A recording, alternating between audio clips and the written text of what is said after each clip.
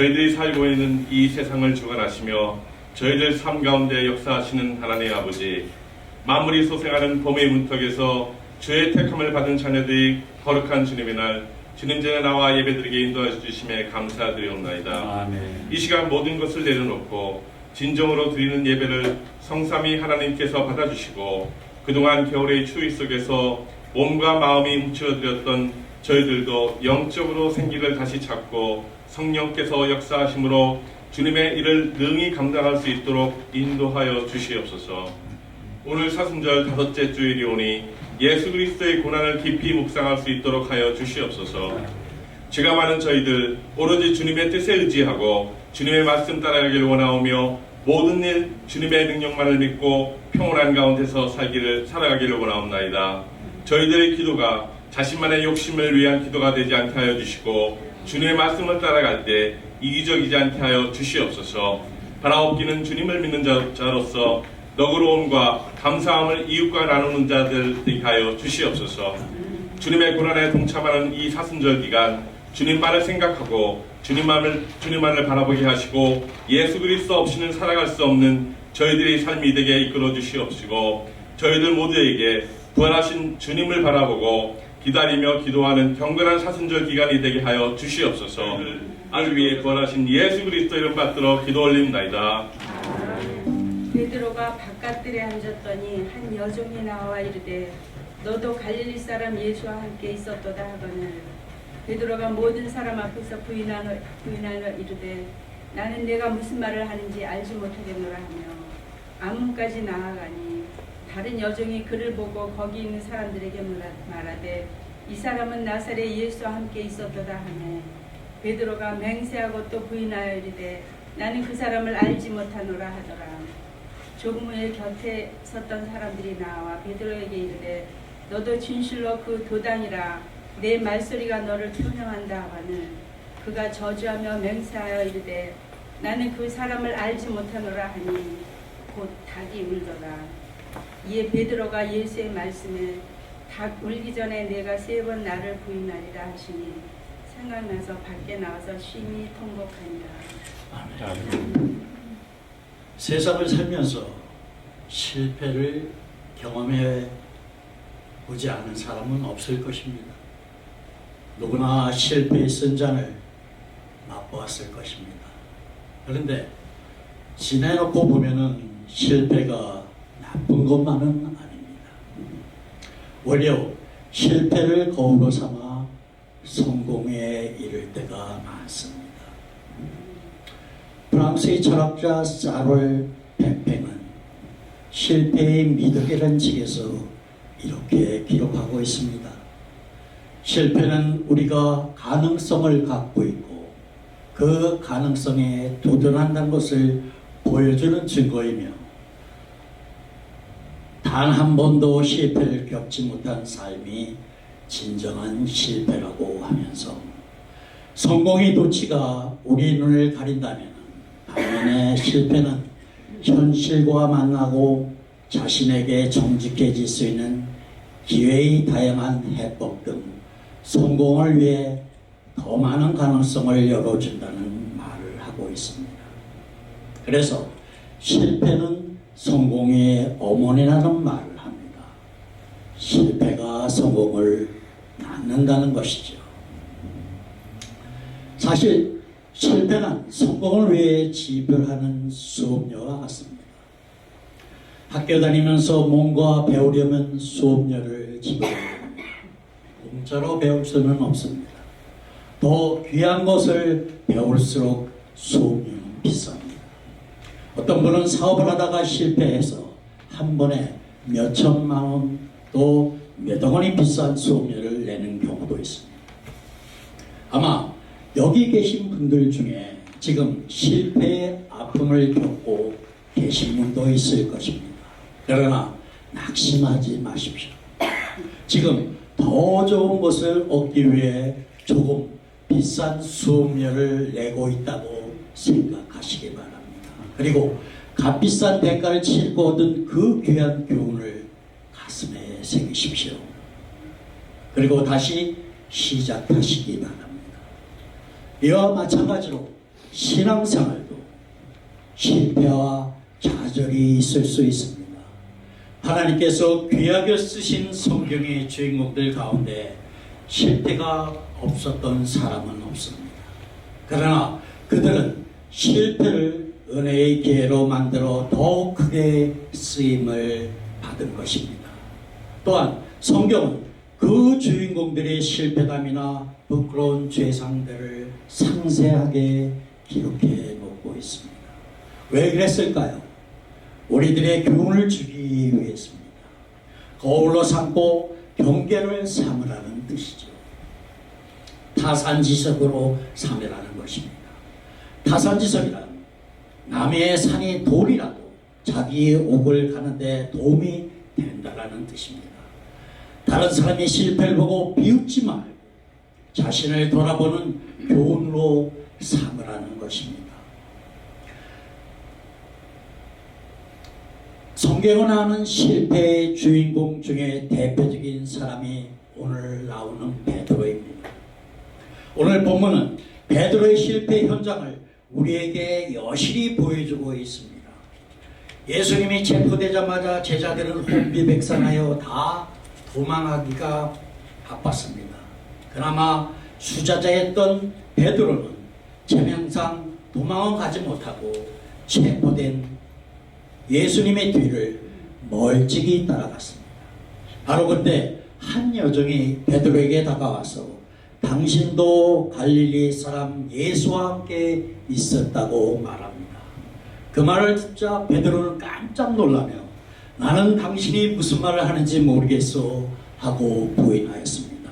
한 번이 아니라 3번을 거듭 부인했습니다. 나중에는 겁이 나니까 예수님을 저주까지 하면서 맹세하기를 나는 그 사람을 알지 못하노라고 부인했습니다. 완벽하게 3번씩이나 예수님을 부인하고 말았던 것입니다.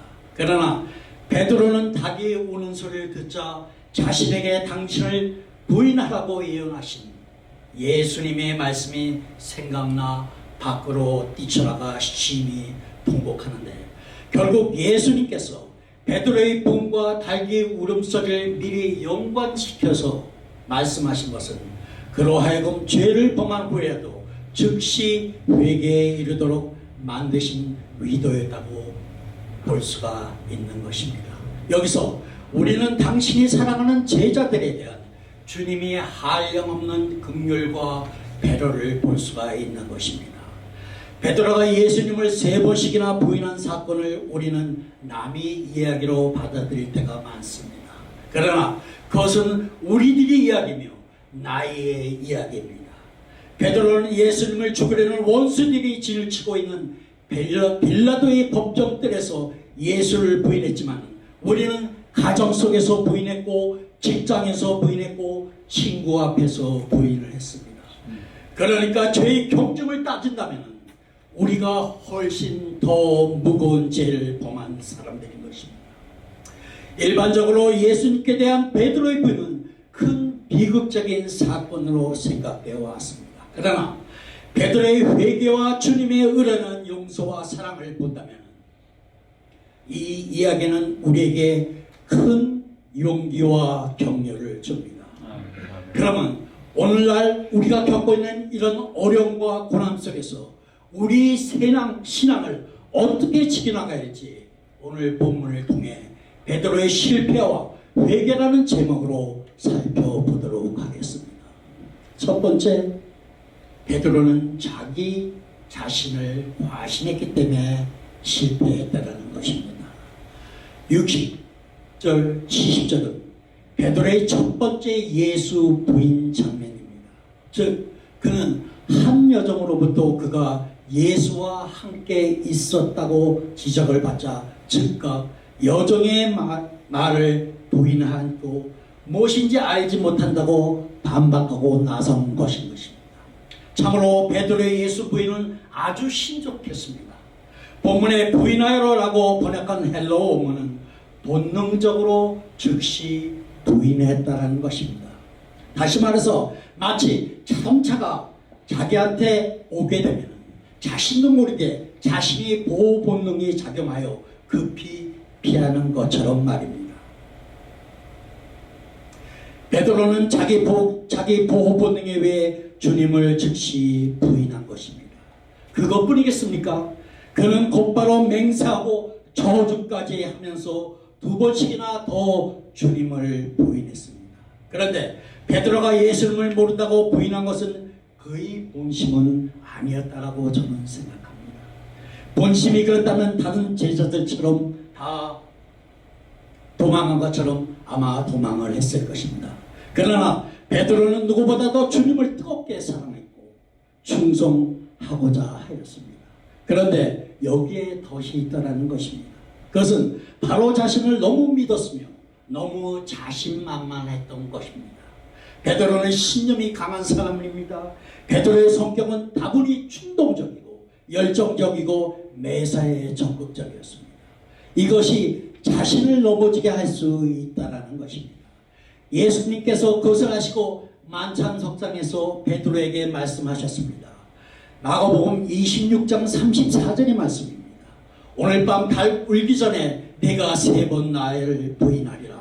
그때 베드로가 뭐라고 자신했습니까? 마태복음 26장 33절에서 베드로가 대답하여 이르되 모두 주를 버릴지라도 나는 결코 주를 버리지 않겠나이다.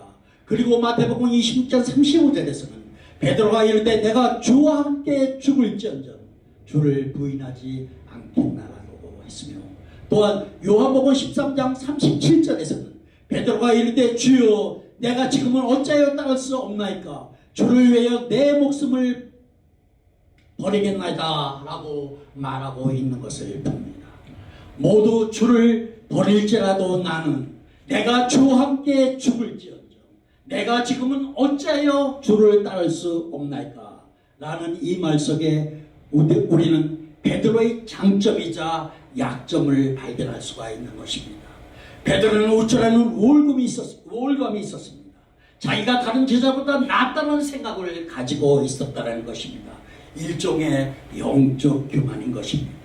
아주 위험한 생각이죠. 신앙은 하나님과 나와의 영적 관계이지 누구와 비교하는 것이 아닙니다. 그런데 베드로는 우월의식이 있었습니다. 이 비교의식, 우월의식이 결국 사단에게 기회를 주고 사단은 이 교만한 마음을 자극하여 넘어지게 했던 것입니다. 그래서 사도 바울은 고린도전서 10장 12절에서 그런즉 선질로 생각하는 자는 넘어질까 조심하라고 했으며, 또한 잠언서 16장 18절에서는 교만은 패방의 선봉이요 거만한 마음은 넘어짐이 앞잡이라고 말씀하고 있는 것입니다. 사랑하는 시온성교의 성도 여러분, 신앙생활에 있어서 지나친 신념과 자신감이 오히려 실패를 가져오게 된다는 것입니다. 신앙과 신념은 분명히 다른 것입니다. 신앙은 하나님을 의지하고 하나님의 약속을 붙잡는 것이지만 신념은 자기 자신을 의지하는 것입니다. 베드로는 신앙보다 신념이 강했던 사람입니다. 신앙은 능력의 근원이 하나님에 있고 신념은 자신에게 있는 것입니다. 베드로의 신앙은 다분히 신념적이었던 것입니다.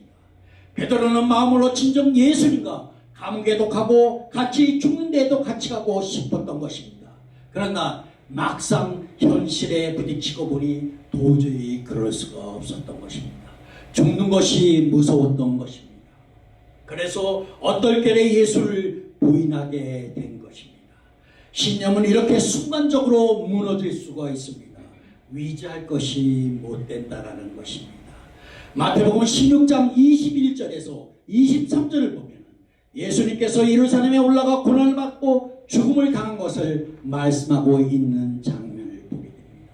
그때 베드로가 예수를 붙들고 주여 그리 마옵소서 이 일이 결코 죽게 미치지 아니하리이다라고 항변하였습니다. 그러자 예수님께서 베드로에게 사탄아 내 뒤를 물러가라. 너는 나를 넘어지게 하는 자로다. 내가 하나님의 일을 생각하자고 도리어 사람의 일을 생각하는도다. 신념으로 예수님을 쫓고 있는 베드로를 책망하고 있는 모습을 보게 됩니다. 그리고 말씀하셨습니다. 마태복음 16장 24절의 말씀입니다. 누구든지 나를 따라오려거든 자기를 부인하고 제 십자가를 지고 나를 따를 것이니라. 여러분은 자기 자신을 위지하지 말고 십자가에 못 박히기를 바랍니다. 아멘. 그러지 않고는 믿음의 사람이 될 수 없기 때문입니다. 여러분, 많은 사람들이 신념으로 신앙생활을 할 수가 있습니다. 그리고 신념으로 기도도 하고 봉사도 하고 헌신도 할 수가 있습니다. 그러나 신념의 사람, 극한적인 상황에 처할 때는 베드로처럼 주님을 부인하게 됩니다. 여러분도 신념의 사람이 아니라 신앙의 사람이 되시기를 축원드리겠습니다. 아멘. 두 번째, 기도를 게을리 했기 때문이라는 것입니다. 여러분도 아시다시피 예수님께서 십자가의 고난을 앞두시고 겟세마네 동산에 피땀을 쏟으시며 기도하셨을 때 베드로는 잠만 잤습니다. 그 베드로에게 예수님께서 말씀하셨습니다. 마태복음 26장 44절 말씀입니다. 시험에 들지 않게 깨어 기도해라. 마음은 원하는데 육신이 약하다가. 결국 어떻게 됐습니까? 피땀을 쏟으시며 기도하신 예수님은 십자가의 시험까지도 승리하셨지만 기도하지 않고 잠만 잤던 베드로는 작은 십자가도 지지 못하고 시험에 빠지고 실패하고 말았습니다. 이처럼 기도하면 예수님처럼 승리할 수도 있지만 기도하지 않으면 베드로처럼 패배할 수밖에 없다라는 것입니다.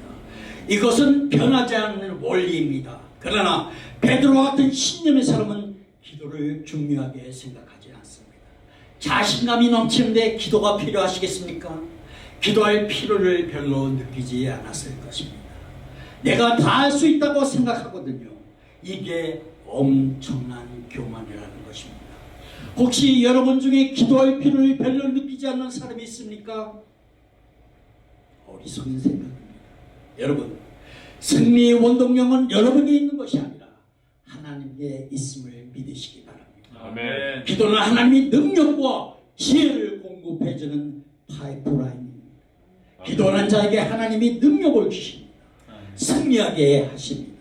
그래서 데살로니가 후서 1장 11절에서 이러므로 우리도 항상 너희를 위하여 기도하는 우리 하나님이 너희를 그 부르심에 합당한 자로 여기시고 모든 선을 기뻐하심과 믿음의 역사를 능력으로 이루시게 하시고라고 말씀하고 있는 것입니다. 여러분도 다시 기도의 무릎을 꿇어 날마다 승리하는 여러분이 되시기를 바랍니다. 아멘. 할렐루야. 아멘. 아멘. 구약에 나오는 사도왕은 실패한 왕입니다. 그런가 하면 다윗 왕은 승리하고 성공한 왕입니다. 무엇이 이들을 실패와 성공으로 패배와 승리로 갈라놓은 것 같습니까? 간단합니다. 다윗은 기도하는 사람이었고 사울은 기도하지 않는 왕이었습니다. 다윗 왕은 여호와께 매사에 물었고 사울 왕은 하나님께 묻지 아니하였습니다. 역대상 10장 13절 14절 말씀입니다. 사울은 죽은 것은 여호와께 범죄했기 때문이라. 그가 여호와의 말씀을 지키지 아니하고 또 신접한 자에게 가르치기를 청하고 여호와께 묻지 아니하였으므로 여호와께서 그를 죽이시고 그 나라를 이새의 아들 다윗에게 넘겨주셨더니 그러나 다윗 왕은 매사에 여호와께 물었습니다. 하나님께 무릎 꿇고 기도했습니다. 다윗의 행정을 보십시오. 사무엘하 2장 1절의 말씀입니다. 다윗이 여호와께 여쭈어 이르되 내가 유다 한 성으로 올라가니까 여호와께서 이르시되 올라가라. 다윗이 아뢰되 어디로 가리까 이르시되 헤브론으로 갈지로다. 또 사무엘하 5장 19절 말씀에서는 다윗이 여호와께 여쭈어 이르되 내가 벳사람에게 올라가리까 여호와께서 그들을 내 손에 넘기시겠나이까 여호와께서 다윗에게 말씀하시되 올라가라. 내가 반드시 블레사람을 내 손에 넘기리라 하신지라. 아멘. 여러분은 매사를 하나님께 모든 것을 묻습니까? 아니면 그냥 여러분의 소견대로 하십니까? 여러분이 하나님께 묻지 않은 것은 하나님을 무시하는 엄청난 죄악입니다. 여러분은 집안에 무슨 일이 있으면 부모님께 묻고 위로하지 않습니까? 하긴 요즘에 부모에게 묻는 자녀가 별로 없지만 위선하지 않는 것은 부모를 무시하고 오만한 태도입니다. 이제부터 매사를 하나님께 묻는 기도를 하기를 바랍니다. 아멘. 그렇게 되면 쉬지 않고 기도하게 됩니다. 베드로의 실패는 기도의 실패라는 것입니다. 아무리 큰 시험도 기도하는 자는 이긴다는 것입니다. 기도하면 성령께서 도와주십니다. 아무리 큰 소리 쳐도 기도하지 않는 자는 승리할 수가 없다는 것입니다. 여러분, 기도를 게으리 하다가 실패했던 베드로는 시험을 이기는 비결이 오직 기도임을 깨닫고 그가 쓴 베드로전서에서 이렇게 당부하고 있습니다. 베드로전서 4장 7절입니다. 만물이 마지막에 갖고 왔으니 그러므로 너희는 정신을 차리고 근신하여 기도하라. 할렐루야. 아멘. 여러분도 기도함으로 하나님께 능력과 지혜를 구하셔서 늘 승리하게 되시기를 축원드립니다. 아멘. 세 번째 말씀입니다. 심히 통곡했다라는 것입니다. 75절은 주님을 세 번씩이나 부인한 베드로가 닭 울기 전 자신을 세 번 부인하리라는 예수님의 말씀이 생각나 밖으로 나가 통곡하였음을 기록하고 있습니다. 누가복음 22장 62절에서 보면 베드로가 세 번째 주님을 부인했을 때 주께서 돌이켜 베드로를 보시니 라고 기록되고 있습니다. 그 시선이 베드로에게 닿는 순간 베드로는 말씀이 생각났고 밖으로 뛰쳐나갔습니다. 그러나 더 중요한 것은 심히 통곡했다라는 사실입니다. 존 컬빈은 베드로의 통곡을 가리켜 사람들이 눈길을 피하여 하나님과 그의 천사들을 바라보며 흘린 눈물은 마음속 깊은 곳에서부터 쏟아진 것이라고 말했습니다. 만일 베드로의 통곡이 단순히 눈물이었다면 그것은 감상에 젖은 한낱 넋두리에 분가했을 것입니다. 여기서 말하는 통곡이란 통해라는 뜻입니다. 통해의 뜻은 부스러뜨린다, 으스러뜨린다라는 것입니다. 진정한 통해는 나 자신을 부스러뜨리고 으스러뜨린다는 행위라는 것입니다. 그래서 내가 부서지고 깨어지고 절름머리가 된다는 것입니다.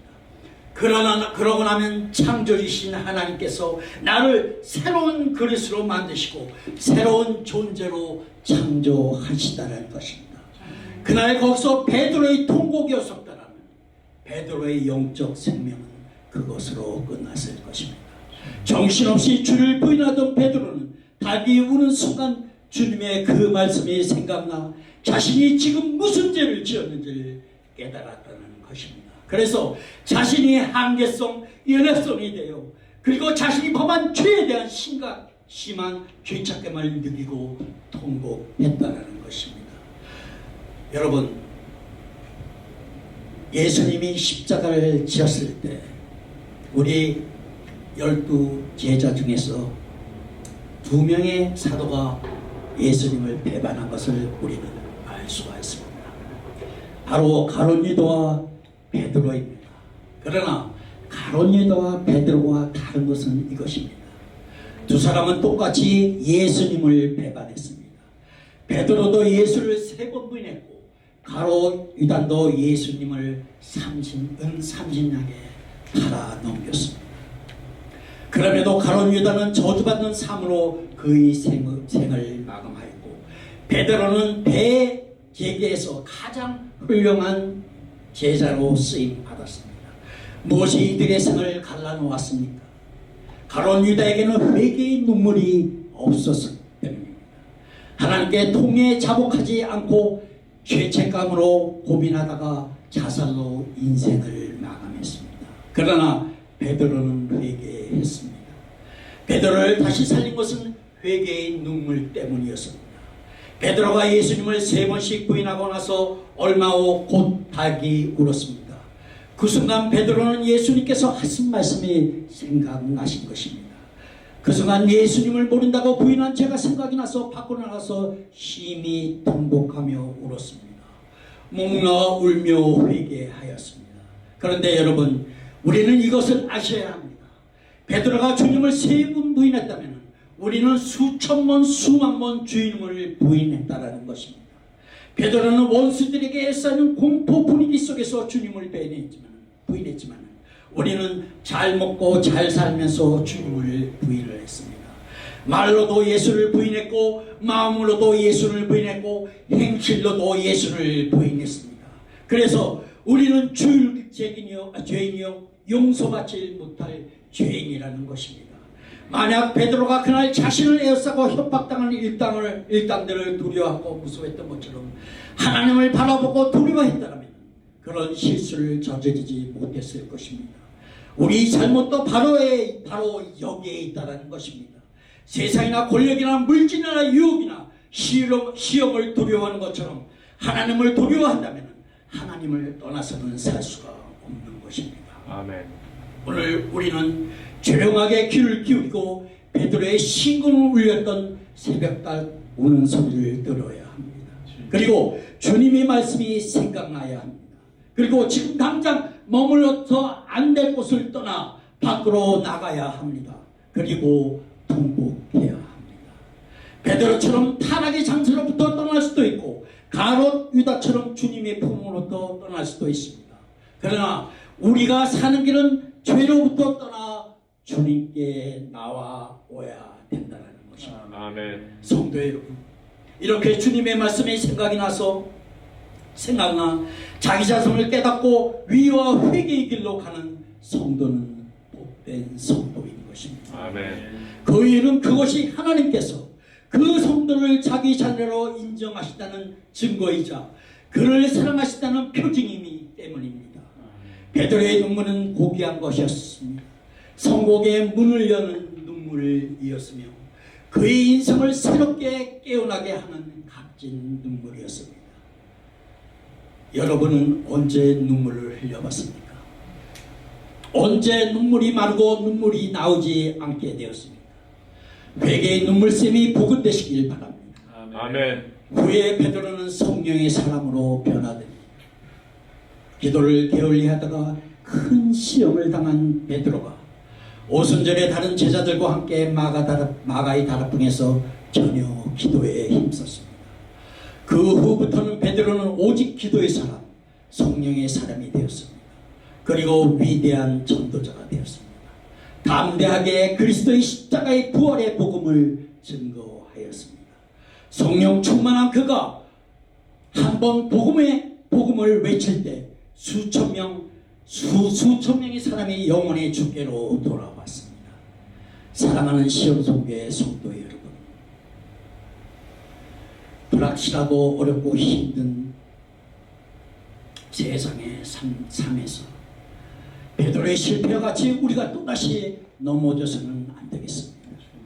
자신을 과신하지 마시고 기도에 게을리 하시지 마시기 바랍니다. 아멘. 회개의 눈물과 성령의 역사를 위지하고 믿음의 복음을 전하는 전도자로 쓰임 받기를 축원드리겠습니다. 아멘.